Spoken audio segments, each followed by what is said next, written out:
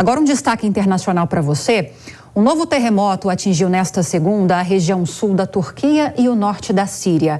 Aquela mesma área afetada pelo tremor do último dia 6, que já deixou mais de 45 mil mortos. E sobre esse assunto a gente conversa com o nosso correspondente na Europa, Luca Bassani, que traz as informações mais recentes. Luca, boa noite. Conta pra gente mais sobre esse terremoto, qual foi a força dele e quais são os estragos que ele causou?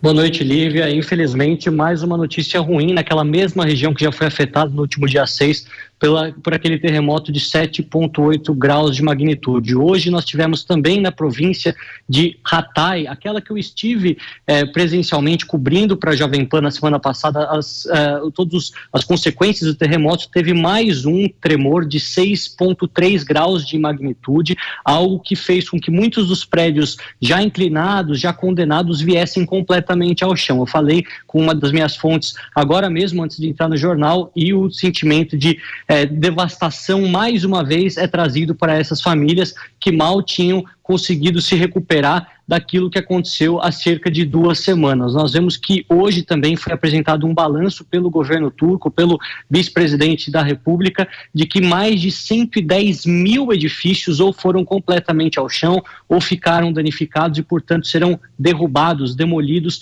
por uma questão de segurança nas próximas semanas. Inclusive, o presidente Erdogan veio a público dizendo que mais de 200 mil casas serão construídas, edifícios de no máximo até 3 ou 4 andares, seguindo todas as recomendações pelos engenheiros e sismólogos, e falou também que o governo dará a possibilidade de pagar o aluguel para algumas famílias que mudarem de região. Aí haverá um grande processo, até que relativamente burocrático, para que essas pessoas tenham direito a esse auxílio. Aquilo que nós vemos é que agora que grande parte de todas as equipes de resgate já saíram dos locais, apenas continuam trabalhando em Kahramanmaraş, onde foi o primeiro epicentro do primeiro terremoto, e também em Hatay, onde aconteceu hoje. Nas demais, depois de quase 270 horas, realmente a chance de se encontrar alguém é praticamente mínima, apesar dos casos milagrosos que também observamos. O que nós vemos é que muitas pessoas se preocupam agora com a reconstrução, como seguir a sua vida, como recuperar o seu emprego.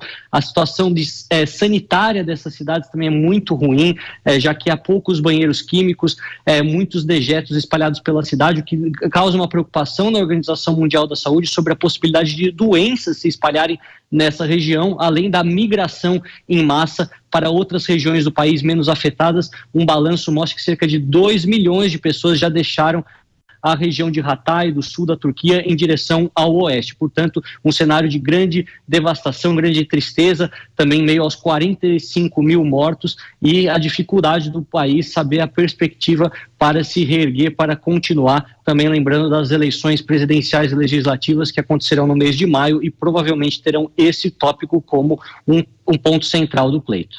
Com toda a certeza, e pela extensão dos danos desde o último terremoto e tão recente, as sensações de perdas, as perdas e as obras para tentar reconstruir essas regiões ainda continuarão muito latentes, estarão muito latentes ainda em maio, em plenas eleições presidenciais. Luca, obrigada, viu, pelas informações. Já a gente volta a conversar, porque eu sei que você tem outro destaque internacional muito importante para trazer aqui para a gente. Até já.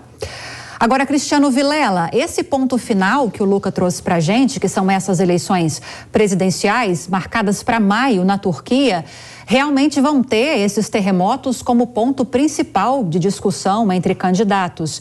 E a gente tem mostrado nos últimos dias que a popularidade de Recep Tayyip Erdogan, o atual presidente turco, não anda bem por causa dos desdobramentos do alcance dessa tragédia. As buscas seguem acontecendo, noticiamos que já são cerca de 45 mil mortos, mas agora as investigações estão mais aceleradas. O processo de busca inicialmente era o foco, agora o foco, com essa desaceleração dessas buscas, o foco são as investigações e as possíveis responsabilizações.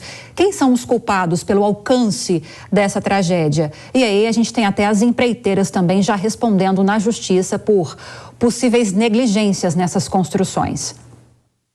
Olha, Lívia, a Turquia, ela é um país que historicamente sofre com terremotos, e justamente por isso, ao longo dos últimos anos, especialmente nos últimos 30 anos, quando você passou a ter esses números tão significativos de mortes por conta de terremotos, a Turquia ela passou a ter uma nova legislação no sentido de criar um fundo justamente para estruturar as cidades, estruturar o país para receber esse fenômeno da natureza, que é um fenômeno em relação ao qual não se tem controle, e também estabelecer regramentos mais rígidos para as construções na Turquia.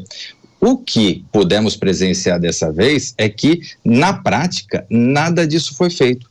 Então, claramente se vê, eventualmente, falta de fiscalização e que uma série de empreendimentos não agiram da forma segura com os gastos, com o investimento necessário para se ter essa segurança.